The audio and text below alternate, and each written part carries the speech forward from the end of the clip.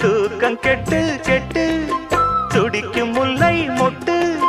தேக்கு மர தேகம் தொட்டு தேடி வந்து தாளம் தட்டு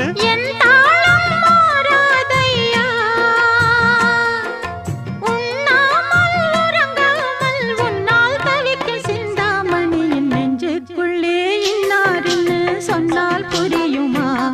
அது கொஞ்சி கொஞ்சி